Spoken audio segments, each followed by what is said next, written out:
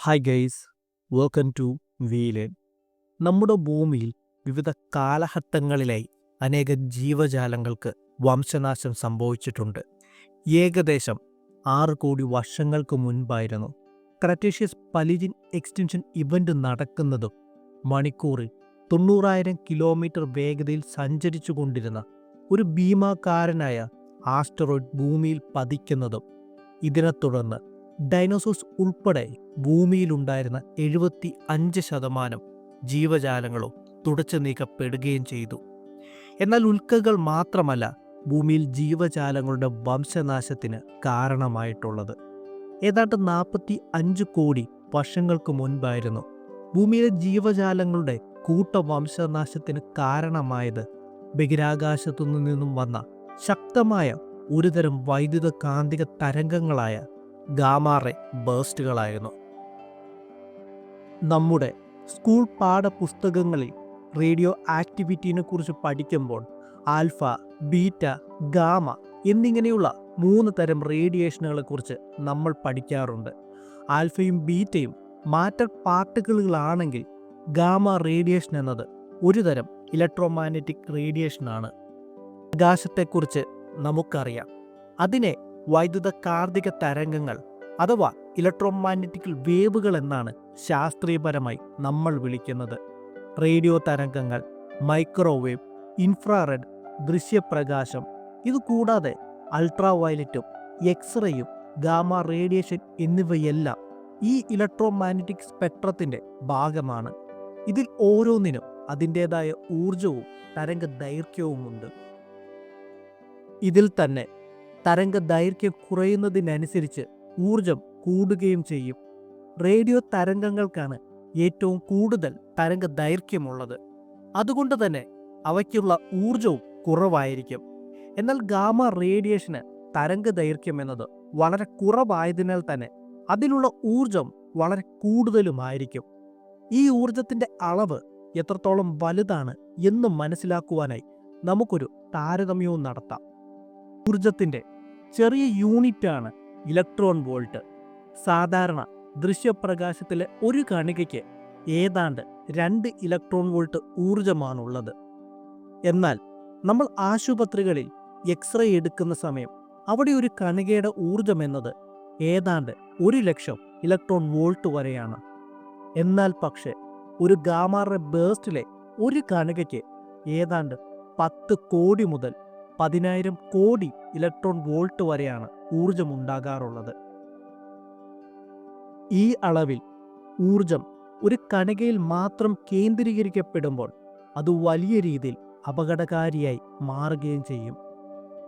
നമ്മുടെ ശാസ്ത്രലോകം ഗാമാ-റേ ബേസ്റ്റുകൾ എന്ന ഈ പ്രതിഭാസം കണ്ടെത്തിയത് തീർത്തും ആകസ്മികമായിട്ടായിരുന്നു. 1960കളിൽ അമേരിക്കയും സോവിയറ്റ് യൂണിയനും ആണവ പരീക്ഷണങ്ങൾ നിരോധിക്കുന്ന ഒരു കരാറിൽ ഒപ്പുവെക്കുകയുണ്ടായി. കരാർ ലംഘിക്കുന്നുണ്ടോ എന്നറിയുവാനായി അമേരിക്ക വേല സാറ്റലൈറ്റുകൾ വിക്ഷേപിക്കുകയും ചെയ്തു. ആണവ പരീക്ഷണങ്ങളിൽ നിന്നും പുറത്തുവരുന്ന ഗാമ റേഡിയേഷൻ കണ്ടെത്തുകയായിരുന്നു ഈ സാറ്റലൈറ്റുകളുടെ പ്രധാന ലക്ഷ്യം.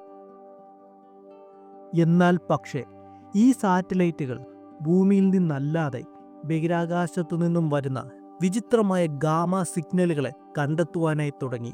ഈ സിഗ്നലുകൾ ഏതാനും സെക്കൻഡുകൾ മാത്രം നീണ്ടു നിൽക്കുന്നവയായിരുന്നു. അവ ആണവ സ്ഫോടനങ്ങളിൽ നിന്നുള്ള സിഗ്നലുകളുമായി യാതൊരു തരത്തിലും സാമ്യമുള്ളതായിരുന്നില്ല. വർഷങ്ങൾക്ക് ശേഷം കൂടുതൽ മികച്ച സാറ്റലൈറ്റുകൾ വിക്ഷേപിച്ചപ്പോൾ മാത്രമാണ് ഈ സിഗ്നലുകൾ കോടിക്കണക്കിന് പ്രകാശവർഷങ്ങൾ അകലെയുള്ള ഗാലക്സികളിൽ നിന്നുമാണ് വരുന്നതെന്ന് നമുക്ക് മനസ്സിലാക്കുവാനായി സാധിച്ചത്. ഇത്രയും ദൂരത്തു നിന്നും വരുന്ന ഈ സിഗ്നലുകൾക്ക് ഇത്രയധികം ഊർജം ഉണ്ടായിരിക്കണമെങ്കിൽ അവ രൂപം കൊള്ളുന്ന സ്ഥലത്ത് എത്രയധികം ഭയാനകമായിരിക്കും. ഒരു സാധാരണ സൂപ്പർനോവയിൽ നിന്നും പുറത്തു വരുന്ന ഊർജത്തെക്കാൾ വളരെ അധികമായിരുന്നു ഇത്. ഈ നിരീക്ഷണമാണ് ഗാമാ-റേ ബേസ്റ്റുകളെക്കുറിച്ച് കൂടുതൽ പഠിക്കുവാനായി ശാസ്ത്രലോകത്തെ പ്രേരിപ്പിക്കുകയും ചെയ്തത്.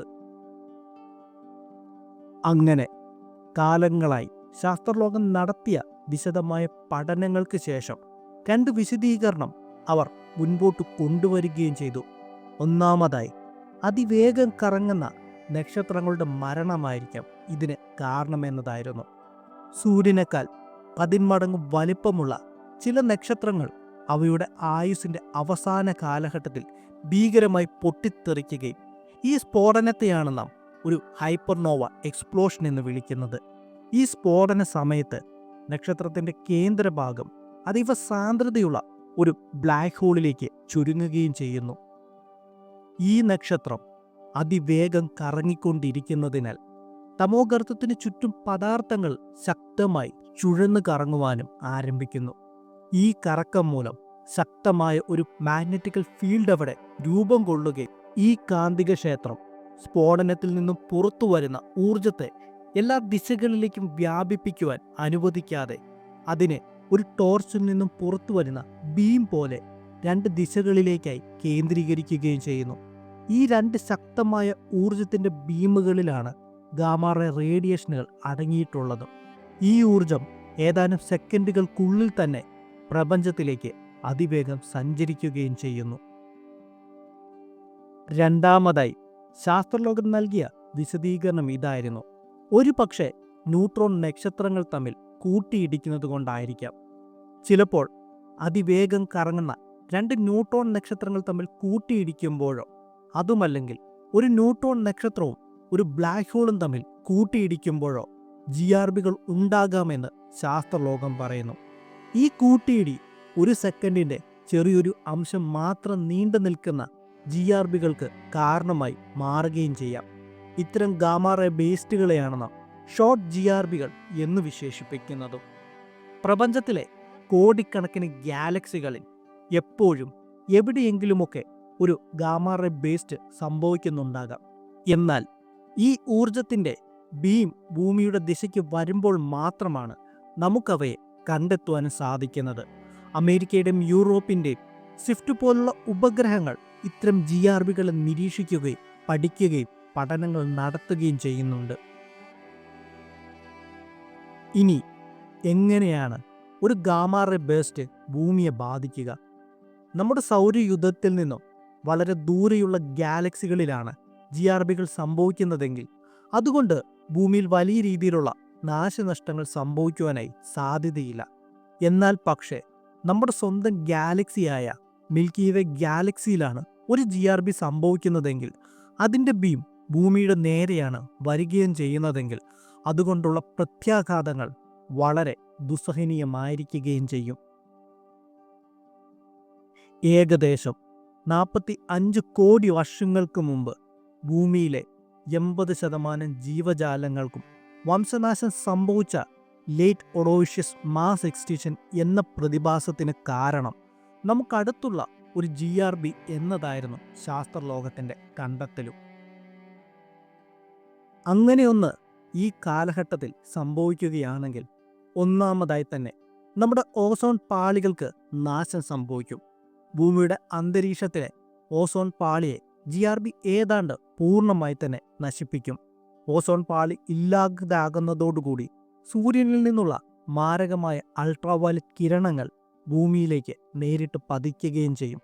രണ്ടാമതായി ആസിഡ് മഴയാണ്.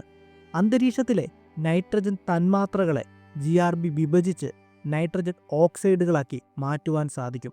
ഈ ഓക്സൈഡുകൾ ജലവുമായി ചേരുമ്പോൾ ആസിഡ് മഴയ്ക്ക് കാരണമായി മാറും. മൂന്നാമതായി ആഗോളതാപനം അല്ലെങ്കിൽ ഗ്ലോബൽ വാർമിംഗ് ആണ്. GRB ഉണ്ടാക്കുന്ന ആസിഡ് മഴയും അന്തരീക്ഷത്തിലെ മറ്റ് മാറ്റങ്ങളും ഭൂമിയിലെ കാലാവസ്ഥയെ ആകെപ്പാടെ തകിടം മറിക്കും.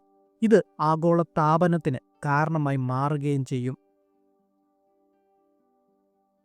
ഈ 3 കാരണങ്ങളും ഒരുമിച്ച് ചേരുമ്പോൾ ഭൂമിയിലെ സസ്യങ്ങളും അതുവഴി ജന്തുക്കളും അതിനുശേഷം സമുദ്രത്തിലെ ആവാസ വ്യവസ്ഥയും ഏതാണ്ട് പൂർണ്ണമായി തന്നെ തകരുകയും ചെയ്തേക്കാം.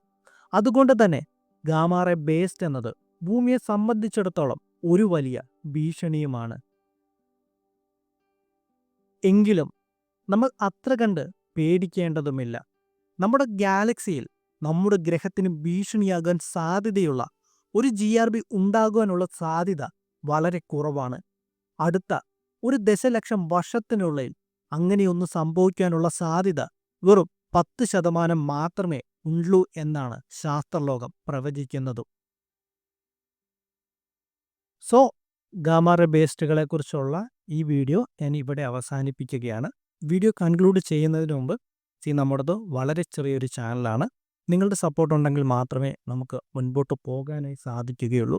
വീഡിയോയിൽ എന്തെങ്കിലും പോരായ്മകളുണ്ടെങ്കിൽ ഡെഫിനറ്റ്ലി കമൻറ്റ് ചെയ്യണമെന്നും പറ്റുവാണെങ്കിൽ ലൈക്ക് ചെയ്യണമെന്നും ഷെയർ ചെയ്യണമെന്നും ഒക്കെ ഞാൻ നിങ്ങളുടെ അടുത്ത് റിക്വസ്റ്റ് ചെയ്യുകയാണ്. അപ്പോൾ നമുക്ക് അടുത്തൊരു വീഡിയോയിലൂടെ കാണാം. Tata, bye bye. എല്ലാവരും വളരെ വളരെ വളരെ സന്തോഷത്തോടു കൂടി ഇരിക്കുക കേട്ടോ.